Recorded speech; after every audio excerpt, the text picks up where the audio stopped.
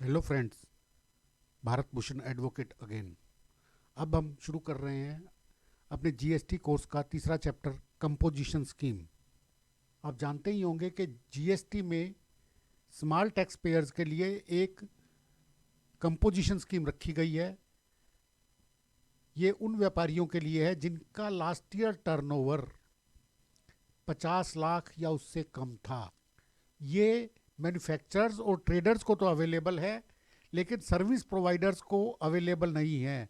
और service providers में खाली जो रेस्टोरेंट सर्विसेज दे रहे हैं उनको अवेलेबल है। इसकी एलिजिबिलिटी की अगली कंडीशन है कि कंपोजिशन स्कीम अडोप्ट करने वाले लोग खाली अपनी स्टेट में ही सप्लाई दे पाएंगे, वो इंटर स्टेट सप्लाई नहीं दे पाएंगे। अगली कंडीशन है कि जो डीलर्स कंपोजिशन स्कीम ऑप्ट कर रहे हो वो उन गुड्स में डील नहीं करेंगे जिन पे जीएसटी नहीं लगता। फॉर एग्जांपल अल्कोहल और वो 5 petroleum product, petrol, diesel, ATF etcetera. इन 5 के अलावा अगर आप दूसरे पेट्रोलियम प्रोडक्ट जैसे मोबिल ऑयल, एलडीओ एटसेट्रा में डील कर रहे हैं, तब आप कंपोजिशन स्कीम को ऑप्ट कर सकते हैं। जो व्यापारी ई कॉमर्स ऑपरेटर्स के थ्रू अपना माल बेच रहे हैं वो भी कंपोजिशन स्कीम को ऑप्ट नहीं कर सकते। गवर्नमेंट जो गुड्स नोटिफाई करेगी उनके मैन्युफैक्चरर्स भी कंपोजिशन स्कीम ऑप्ट नहीं कर पाएंगे। और कैजुअल टैक्सेबल पर्सन और नॉन रेजिडेंट टैक्सेबल पर्सन भी कंपोजिशन स्कीम ऑप्ट नहीं कर सकते। ये दोनों टर्म्स हम काफ़ी डिटेल में पहले ही डिस्कस कर चुके हैं, तो अब हम फिर से अपना टाइम इस पर नहीं लगाएंगे। कंपोजिशन स्कीम एक ऑप्शनल स्कीम है। हम चाहें तो इसको ऑप्ट करें, चाहे ना करें। लेकिन अगर हम कंपोजिशन स्कीम को ऑप्ट करते हैं तो हम इनपुट टैक्स का क्रेडिट नहीं ले सकते। हम जो जीएसटी चार्ज करेंगे वो अपने कस्टमर से कलेक्ट नहीं कर सकते, कस्टमर्स के बिल पे दिखा नहीं सकते प्रैक्टिकली। हम टैक्स इनवाइस इशू नहीं करेंगे, इसकी जगह बिल ऑफ सप्लाई इशू करेंगे। हम जो सप्लाई देंगे वो इनपुट टैक्स क्रेडिट के लिए एलिजिबल नहीं होंगी। इन कंडीशंस को देखते ही लगता है कि ये कंपोजिशन स्कीम खाली उन्हीं व्यापारियों के लिए है जो B2C काम कर रहे हैं, यानी जो अल्टीमेट कस्टमर को, कंज्यूमर को सप्लाई दे रहे हैं, खाली उन्हीं के लिए बेनिफिशियल है। अगर हमारा बिजनेस B2B है, यानी हम किसी टैक्सेबल पर्सन को सप्लाई देते हैं, तो ये कंपोजिशन स्कीम हमारे लिए नहीं है, क्योंकि हमने जो अपनी सप्लाईज पर टैक्स दिया है वो हमारी कॉस्ट में आ गया है, और जो हम कंपोजिशन में टैक्स देंगे वो भी कॉस्ट में आ जाएगा और हमारे रेसिपिएंट को उसका क्रेडिट नहीं मिलेगा। तो हमारा रेसिपिएंट हमसे सप्लाई लेके खुश नहीं होगा।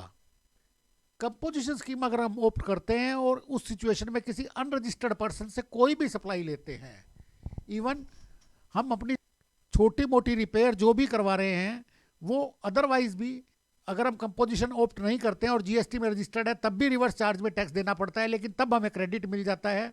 हम कंपोजिशन स्कीम ऑप्ट कर ले तब भी हमें रिवर्स चार्ज में जो अनरजिस्टर्ड पर्सन से हम सप्लाई लेंगे उस पर हमें जीएसटी देना होगा, लेकिन उसका क्रेडिट हमें नहीं मिलेगा। इस पॉइंट पर मुझे कन्फ्यूज़न भी है।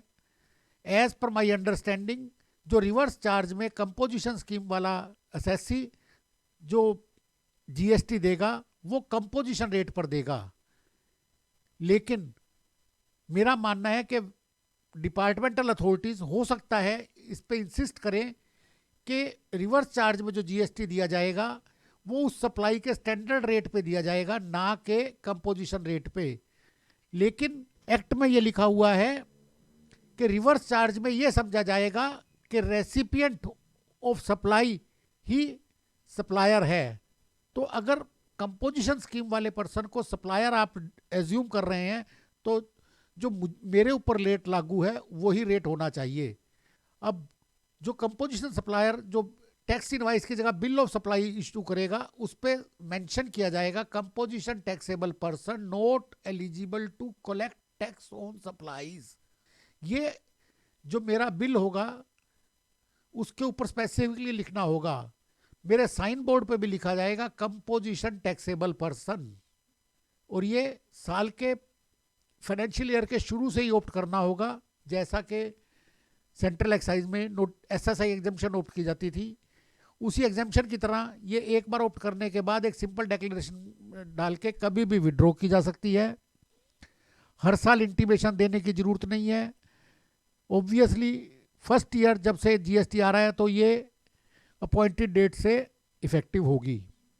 अगर आप शुरू से ही जीएसटी ऑप्ट कर रहे हैं तो दो एडिशनल कंडीशंस भी हैं कि आपके पास जो क्लोजिंग स्टॉक है अपॉइंटेड डेट पर, कोई उसमें इंपोर्टेड गुड्स नहीं होनी चाहिए। दूसरा कि आपके उस क्लोजिंग स्टॉक में कोई इंटरस्टेट परचेज गुड्स भी नहीं होनी चाहिए। जो गुड्स आपने डायरेक्टली दूसरी स्टेट से खरीदी है वो भी है तो आप कंपोजिशन स्कीम ऑप्ट नहीं कर सकते। अब ये सवाल आता है कि ये कंडीशन क्यों डाली गई है। अगर आपने इंटरस्टेट गुड्स कोई खरीदी है तो उस पे आपने सीएसटी दिया है, जो उस स्टेट के पास रह गया जहां से वो गुड्स चली थी। अब जिस स्टेट में आप रजिस्टर्ड हैं उस गवर्नमेंट को कोई टैक्स मिला नहीं, अब आप कंपोजिशन स्कीम में जा रहे हैं, तो ऐसे में आपके पास अगर कोई इंटरस्टेट सप्लाई पड़ी हुई है तो वो आपको कंपोजिशन स्कीम नहीं अलाउ करेंगे। तो आप अगर कंपोजिशन स्कीम ऑप्ट करना चाहते हैं तो सबसे पहले अपनी इंटरस्टेट परचेजेस को डिस्पोज ऑफ कर दीजिए बिफोर अपॉइंटेड डेट। इसके बाद आपके पास अपॉइंटेड डेट पर अगर कोई अनरजिस्टर्ड से स्टॉक पड़ा हुआ है तो उस पर भी आपको जीएसटी देना होगा, आप अगर कंपोजिशन स्कीम ऑप्ट कर रहे हैं तो। एक बड़ा हार्श प्रोविज़न है, लेकिन ये स्टैट्यूट बुक्स में तो नहीं आया, ये ड्राफ्ट रूल्स में है। अभी ये प्रोविज़न अदरवाइज भी क्लियर नहीं है, तो इसकी एग्जैक्ट इम्प्लीकेशन तभी पता लगेगी जब प्रॉपर रूल्स नोटिफाई हो जाएंगे। इसमें एम्बिग्यूटी बड़ी साफ है कि अपॉइंटेड डेट से पहले तो जीएसटी था ही नहीं, नो जीएसटी। तो जितना भी माल मैंने खरीदा है वो कोई भी जीएसटी रजिस्टर्ड नहीं है, चाहे मैंने क्या किसी के पास भी जीएसटी रजिस्टर्ड से माल नहीं होगा। तो अगर मैं कंपोजिशन स्कीम ऑप्ट कर रहा हूं तो क्या सारे माल पर मुझे पहले जीएसटी देना होगा? अगर ये है तो ये कंपोजिशन स्कीम किसी के लिए है ही नहीं। आई फील कि अनरजिस्टर्ड वर्ड क्वालिफाई होना चाहिए अंडर एग्जिस्टिंग लॉ, कि वो स्टॉक जो मैंने उन व्यापारियों से खरीदा है जो वैट में या एक्साइज में रजिस्टर्ड नहीं है, तो उस पर मुझे क्लोजिंग स्टॉक पे जीएसटी देना होगा। टैक्स के रेट हैं फॉर मैन्युफैक्चरर्स 2%, 1% सीजीएसटी का, 1% एसजीएसटी का। रेस्टोरेंट्स पे वैसे ही 2.5% दोनों का टोटल मिला के हुआ 5%। इन दोनों के अलावा 1%। और जब भी हम अनरजिस्टर्ड से कोई सप्लाई लेंगे या रिवर्स चार्ज में लेंगे तो उस पर जीएसटी देंगे। लेकिन फिर वही कंफ्यूजन है कि ये वाला जीएसटी क्या उस सप्लाई का स्टैंडर्ड रेट होगा या मेरा कंपोजिशन रेट होगा। अभी इस पर कोई क्लैरिटी ज़्यादा नहीं है, तो लेट्स वेट। इन सब प्रोविजंस को देखने पर क्लियर हो जाता है कि जीएसटी खाली उन्हीं व्यापारियों के लिए फ़ायदेमंद हो सकता है जिनकी सप्लाईज डायरेक्ट कंज्यूमर को है और जिनको इनपुट टैक्स क्रेडिट नहीं चाहिए, क्योंकि कोई भी रजिस्टर्ड पर्सन कंपोजिशन स्कीम के व्यापारी से चीज़ नहीं खरीदेगा, कोई सप्लाई नहीं लेगा। Thank you, thanks a lot for sparing your time. Kindly subscribe to my channel on YouTube. Thanks again. Bye.